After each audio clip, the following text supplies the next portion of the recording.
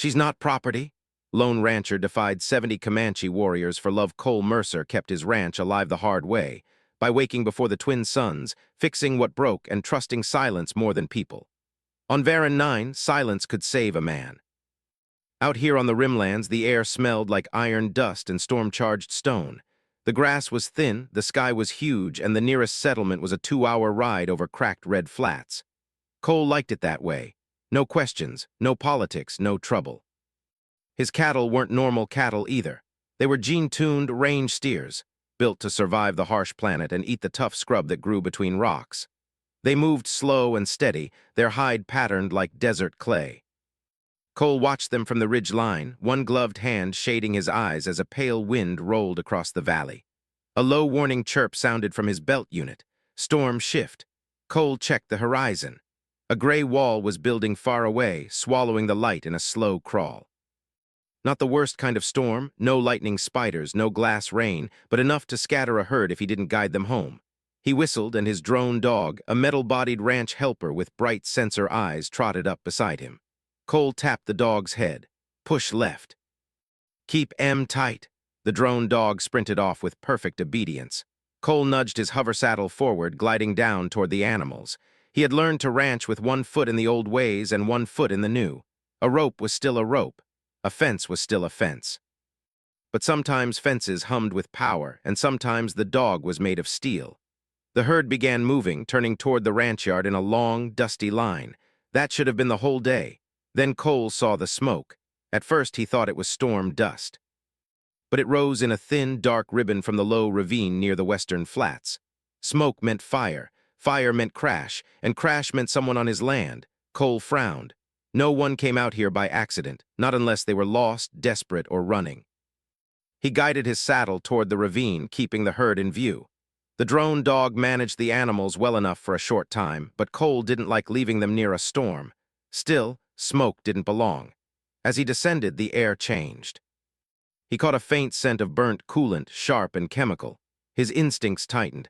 That was not campfire smoke, that was ship blood. He crested the edge of the ravine and saw the wreck. A small transport pod had slammed into the rocks, split open like a cracked egg. One side had melted from friction. The other still held a faint blue glow, a dying power cell pulsing like a tired heartbeat. The ground around it was scraped, as if it had skidded a long distance before stopping. Cole slowed. He scanned for movement, then he saw her. A woman lay a few steps from the pod, half in the shade of a boulder. Her hair was dark and dusty, braided tight so it wouldn't whip in the wind. Her clothing looked like frontier wear, sturdy boots, layered fabric, protective wraps, but it carried patterns Cole didn't recognize. A symbol rested near her collar, carved into a small metal disc. She was alive, barely. Cole dismounted carefully. The storm wind tugged at his coat. He kept his hands open and visible as he approached. "Hey," he said, voice gentle. "You can hear me?" Her eyelids fluttered. Her eyes opened just enough to show a hard, alert focus.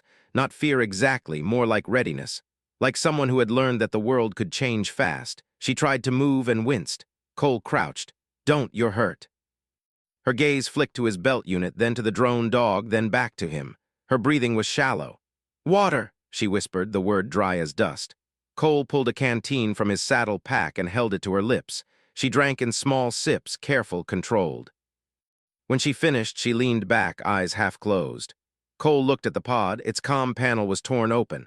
A small beacon blinked weakly from under shattered plating. Tracking beacon. His jaw tightened. If the beacon still worked, someone could follow it, maybe soon. He looked back at the woman. "What happened?" Her lips pressed into a thin line as if she was deciding what to share and what to keep. Then she spoke, quiet but clear. "They'll come." "Who?" She turned her face away, staring at the ravine wall. 70 riders. Cole almost laughed, but it didn't come out right. 70 was a number people used to scare you. A legend number. A story you told in a bar to make someone's drink shake. But the woman didn't look like she was telling a bar story. Her eyes held the weight of certainty. Cole stood and checked her injury. A bruise darkened her ribs, a cut ran along her arm, but it was clean, not infected.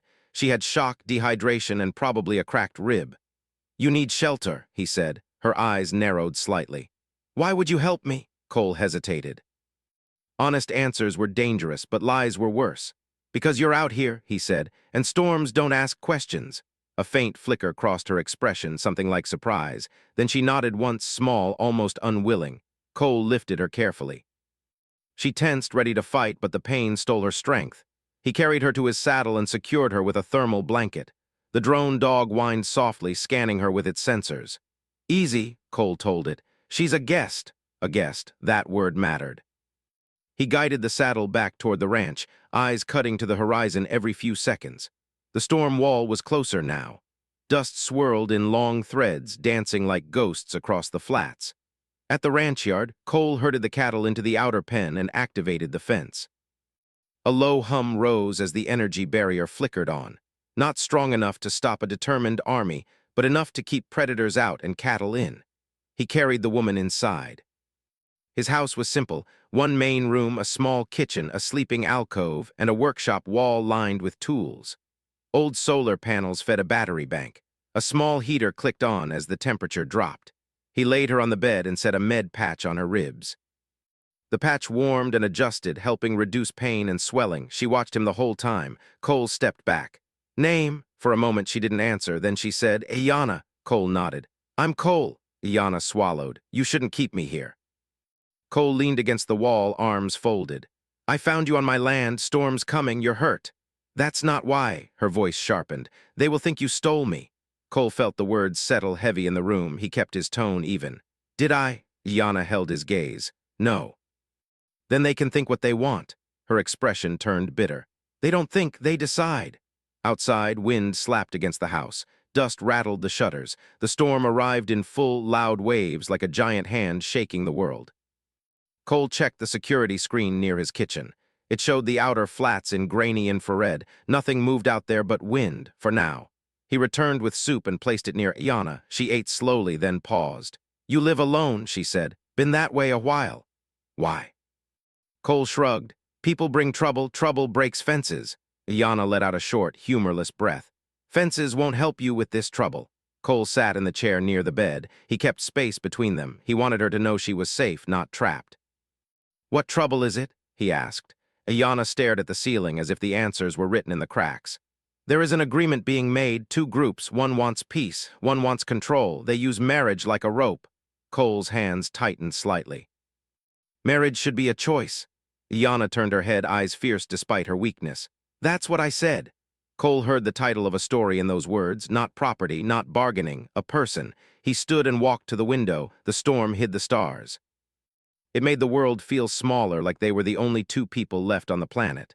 "Those writers," Cole said. "You said 70. Yana's voice was softer now.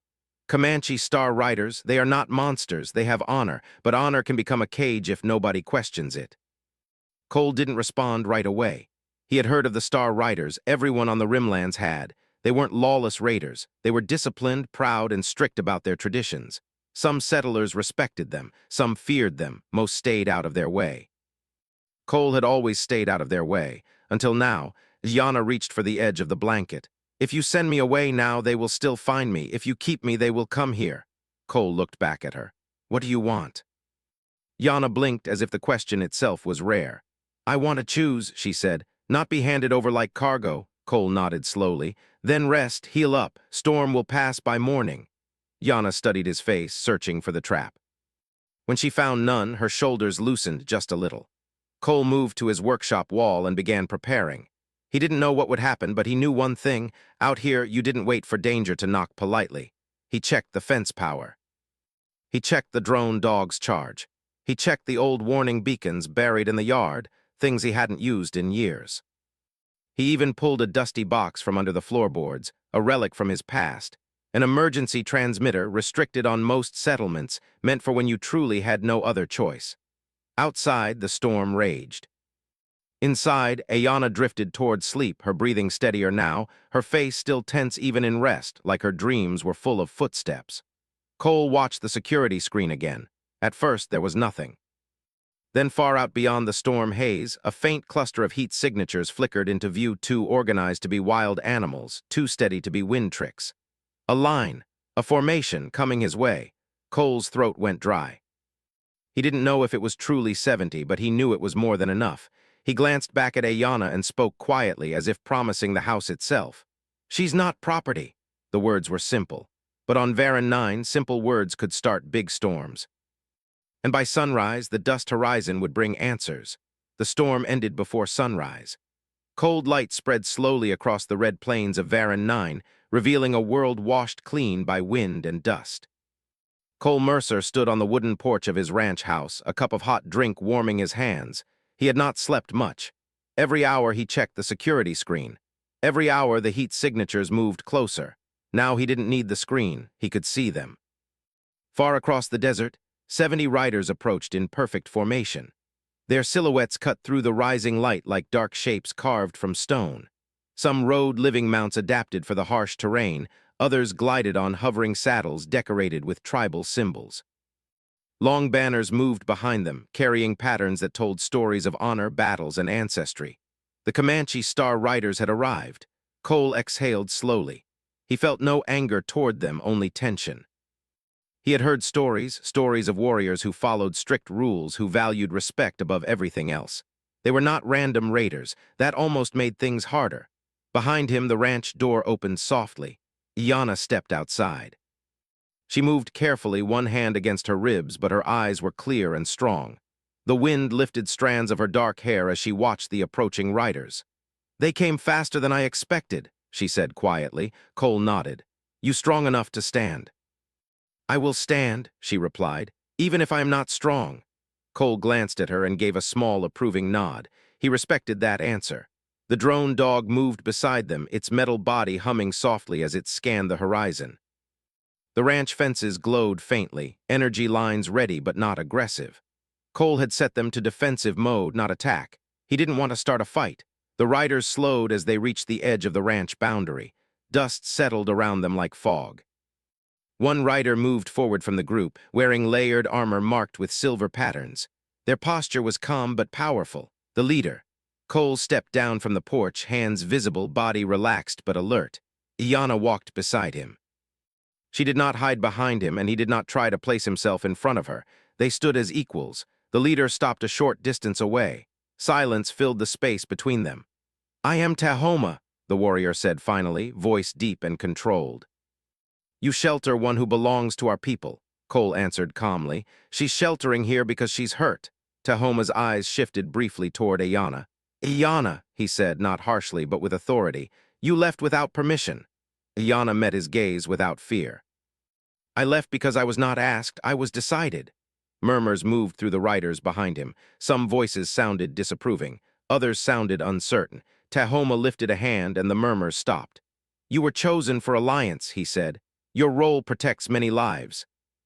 "And my life?" Iana asked quietly. "Who protects that?" The question hung in the air. Cole watched carefully. He could feel the tension like electricity waiting for a spark. He spoke slowly, choosing words that respected their culture without surrendering his beliefs. "She told me she wants to choose," Cole said. "That's all I know." Tahoma turned toward him. The warrior's eyes were sharp but not hostile. "You speak as if freedom stands above duty," he said. Cole shrugged slightly. "I think both matter, but I don't force people." A few riders shifted in their saddles, clearly unhappy with his words. One rider moved forward slightly, anger visible in the way their shoulders tightened. But Tahoma raised his hand again, keeping order.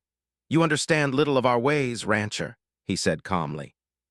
"That's true," Cole admitted, "but I understand when someone says they're not property." Yana's gaze flicked toward Cole, surprise softening her expression for a moment. Tahoma studied them both. "We do not call her property," he said slowly. "She is part of us. Her choices affect more than herself. And forcing her affects more too," Cole replied. Silence returned. The wind moved through the grass. Somewhere behind the house, cattle shifted nervously. Finally, Tahoma dismounted. He stepped forward slowly, leaving his weapon at his saddle. It was a sign of respect. Cole mirrored the action, removing the tool belt that held his energy pistol and placing it on the porch railing. They met halfway between the ranch and the riders. "You stand against 70, Tahoma said quietly. Cole gave a faint smile. "I'm not standing against 70, I'm standing for one." Tahoma watched him carefully. Something thoughtful moved behind his eyes. "Why?" he asked. Cole hesitated. He didn't want to sound heroic. He was just stubborn. "Because I've seen what happens when people stop choosing," he said finally. "Nothing good grows from that." Tahoma nodded slowly, as if weighing the answer. Behind them, Ayana stood tall despite her injuries. The riders watched her, some with concern, some with judgment, some with quiet respect. Tahoma turned slightly toward her. "If you return, you keep peace between clans." "If I return without choice," she replied, "there is no peace inside me." The words hit harder than shouting. Tahoma looked at the horizon, then back at Cole. "There is a path between conflict and surrender," he said. "Our traditions allow trials when honor is questioned." Cole raised an eyebrow. "What kind of trial?" "A test," Tahoma said. "Not to prove strength alone, but understanding. If you pass, her choice will be respected before all. If you fail, she returns." Yana's expression tightened. "You would place my freedom on a contest." "I would place it on honor," Tahoma said gently. Cole thought carefully. A straight refusal might turn this into a battle. A challenge, however, created space, time to breathe, time to think. "What does the test involve?" he asked. Tahoma gave a small smile that didn't reach his eyes. "The frontier itself." The riders murmured again, but this time the tone carried anticipation instead of anger. Cole glanced at Ayana. She shook her head slightly as if warning him, but she did not speak against it. Finally, Cole nodded. "I'll do it," he said. Tahoma studied him for another long moment. Then he extended his hand. Cole shook it. The agreement settled between them like a stone placed on the ground, solid, undeniable. The riders moved back slightly, giving space. Some tension faded, though the air still felt heavy with expectation. Tahoma returned to his mount. "We camp nearby," he said. "At sunrise tomorrow, the trial begins." As the riders turned away, dust rose behind them like smoke. Cole exhaled slowly. Yana stepped closer. "You didn't have to accept." "Yeah," he said quietly, "but it felt like the only way forward." She watched him with new understanding. "You stand against 70, she said softly. Cole shook his head. "No, I stand with you." The words settled between them, simple but powerful. Behind them, the ranch stood quiet under the wide alien sky. But tomorrow would change everything. The sunrise on Varan 9 arrived slowly, painting the desert in soft gold and deep red shadows. Cole Mercer stood near the ranch fence, tightening the straps on his gloves while the morning wind moved gently across the plains. He felt calm on the outside, but inside his thoughts moved fast. Today was the trial, not a fight, not a duel, something deeper. Behind him, Yana stepped out of the ranch house. She moved more carefully than usual, but her strength had returned enough that she stood straight. The med patch along her ribs glowed faintly beneath her clothing. "You don't have to prove anything to them," she said quietly. Cole smiled a little. "Maybe not, but sometimes people need to see something before they believe it." She watched him carefully. "And what do you need to see?" Cole thought for a moment before answering. "That this doesn't end with someone losing who they are." Yana nodded slowly. Across the desert, the Comanche Star Riders approached again. Their formation was precise, their movements silent except for the low hum of hover mounts and the soft footsteps of living riders. When they stopped near the ranch boundary, Tahoma stepped forward once more. "It is time," he said simply. Cole grabbed his gear, a rope, water pack, survival tools, and a small scanner. He left his weapon behind. The trial was about honor, not force. Iana stepped closer. "Be careful," she said. Cole met her eyes. "I will." Tahoma gestured toward the open desert. "The trial is not about defeating us. It is about understanding the frontier, survival, respect, and balance. You will ride with us beyond the broken stones." Cole nodded. He climbed onto his hover saddle, and the group began moving across the plains. The journey started in silence. 70 riders surrounded him, but not aggressively. They rode as guardians rather than enemies. Some studied him with curiosity, others with doubt. Cole felt their eyes but kept his focus forward. The landscape changed as they traveled. The open plains gave way to jagged rock formations shaped like ancient towers. Strange metallic structures half buried in sand hinted at civilizations long gone. Tahoma rode beside him after some time. "You live alone," Tahoma said. "Mostly," Cole replied. "Does solitude make you strong?" Cole shrugged. "Sometimes it just makes you quiet." Tahoma considered that answer. "You believe Ayana should choose freely." "I believe everyone should. Our people believe choice exists within responsibility," Tahoma said. "Without duty, society breaks." Cole nodded. "I get that, but without choice, people break." Neither spoke for several minutes. The desert wind filled the silence. Eventually, they reached the broken stones, a dangerous area where gravity distortions created unpredictable ground. Rocks floated slightly above the surface, shifting slowly like drifting ships. "This is where the trial begins," Tahoma announced. Cole dismounted and followed as several warriors set markers along a path. The challenge was clear: navigate the unstable terrain safely while guiding a cargo sled loaded with supplies. "You must lead," Tahoma said. "We will observe." Cole studied the terrain. The ground shimmered in certain places, signs of unstable gravity pockets. He tested each step carefully, remembering stories from old miners about similar zones. The first section went smoothly. Cole used his rope to secure the sled and adjusted its balance to prevent sudden shifts. He moved slowly, carefully, never rushing. Some warriors nodded quietly, recognizing skill. Halfway through, the ground trembled. A sudden gravity surge lifted stones into the air before dropping them again. The sled tilted dangerously. Cole reacted fast, pulling the rope and anchoring it around a rock formation. The sled stabilized just before sliding into a deep crevice. A few riders exchanged impressed looks. Tahoma watched silently. As they continued, a distant engine roar echoed across the canyon. Cole stopped. "That doesn't sound like part of the trial," he said. Tahoma's expression darkened. "It is not." Over the ridge appeared several armored vehicles, mercenaries. Their machines moved aggressively, kicking up dust as they approached. "They track Ayana," Tahoma said quietly. "Others seek to claim her for their own purposes." Cole felt anger rise in his chest. "So this isn't just about your people?" "No," Tahoma admitted. "The frontier changes, power attracts hunters." The mercenaries stopped at a distance. Their leader's voice came through amplified speakers. "Hand over the woman when you return," the voice demanded. "Or this place becomes a battlefield." Cole glanced at Tahoma. "What now?" he asked. Tahoma met his gaze. "Now the trial becomes real." Without hesitation, Cole moved to help reposition the sled into cover. The warriors prepared defensive formations, not aggressive but ready. The mercenaries fired warning shots into the air, trying to intimidate. Cole felt adrenaline surge, but he kept calm. He used his ranch tools creatively, activating a signal flare that disrupted the mercenaries' sensors. Several riders quickly moved, using terrain and teamwork to confuse the attackers. Yana's teachings echoed in Cole's mind: respect the land, move with it, not against it. Together, Cole and the warriors forced the mercenaries to retreat without serious harm. The confrontation ended quickly, leaving only dust and silence behind. Afterward, the riders looked at Cole differently, not as an outsider, not as an enemy, but as someone who stood with them. Tahoma approached him slowly. "You protected not only her choice," he said, "but our people as well." Cole wiped sweat from his brow. "Seemed like the right thing." Tahoma smiled faintly. "Honor often does." The trial continued until sunset. When they finally returned to open ground, Tahoma raised his hand. "The trial is complete." The warriors gathered around. Their expressions carried respect now, not suspicion. "You understand survival," Tahoma said. "You respect strength without seeking control. You fight when needed but do not seek war." Cole nodded quietly.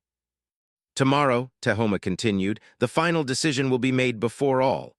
As they rode back toward the ranch, the sky turned deep purple. Stars began to appear one by one.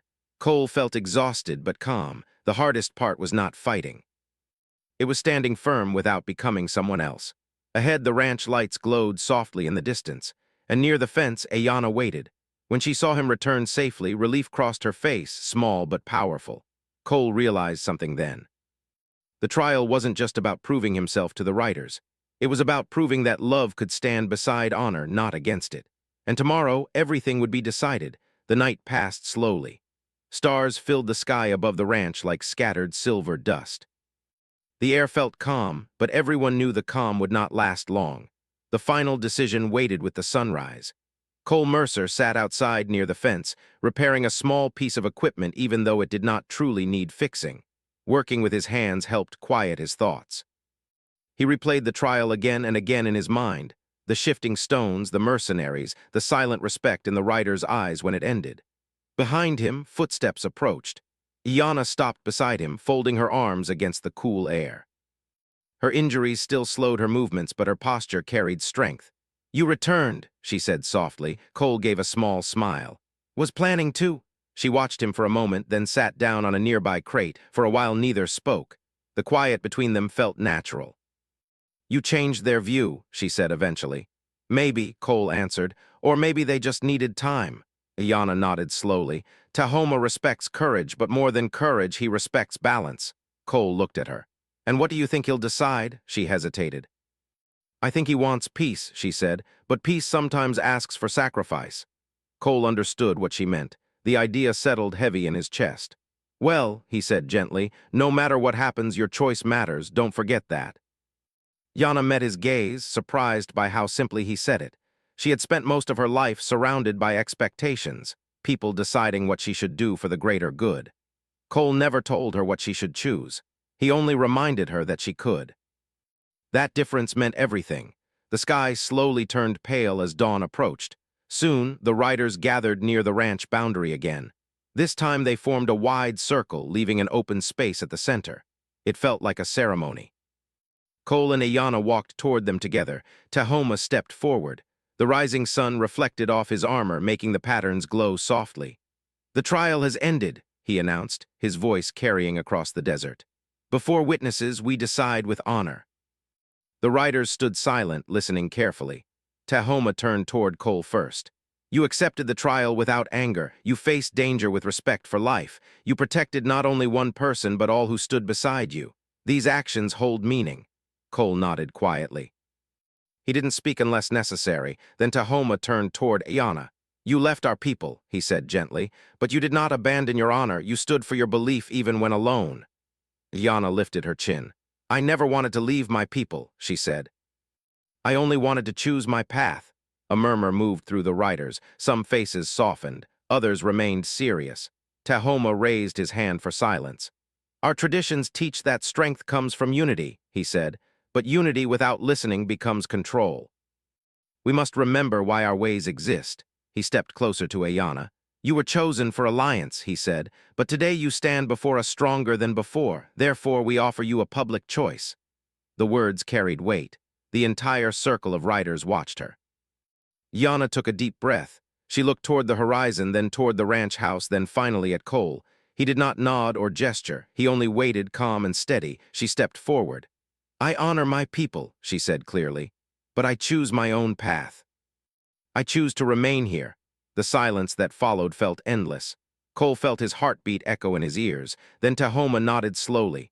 Your choice is heard, he said. Some riders looked surprised. Others nodded in agreement. The tension slowly eased, replaced by something new, acceptance. Tahoma turned to the gathered warriors. Our strength comes from honoring truth, he said. Today we accept that honor includes the freedom to choose. The circle shifted slightly, the riders lowering their heads in acknowledgement. Cole released a breath he didn't realize he had been holding. Iana stepped back beside him, relief and disbelief mixing in her expression. But Tahoma was not finished. The frontier changes, he continued. Enemies approach from outside our traditions. Mercenaries and corporations seek to control this land. We must build new alliances. He looked directly at Cole. You stood with us yesterday, he said. Not as one of us, but as someone who understood respect. We invite you and Iana to stand with us as allies, equals. Cole blinked, surprised. I'm just a rancher, he said. Tahoma smiled faintly. Sometimes a rancher understands the land better than any warrior. Iana laughed softly, the tension finally breaking. The ceremony ended with shared gestures of respect. The riders began preparing to leave, their mounts shifting patiently beneath them. Before mounting, Tahoma approached Cole one last time. You spoke words yesterday, he said quietly. You said she is not property. Cole nodded. Tahoma extended his hand. You reminded us of something important, he said. Cole shook his hand firmly. As the riders departed, their formation stretching across the desert like a moving river, the ranch returned to quiet. Dust settled slowly behind them until only the wide, empty plains remained. Cole and Iana stood side by side, watching until the last rider disappeared beyond the horizon. Well, Cole said finally, that was something. Iana smiled, a real smile this time, free and light. Yes, she said, it was. They turned back toward the ranch. The morning sun warmed the ground, and the cattle moved lazily inside the fence as if nothing had changed. But everything had.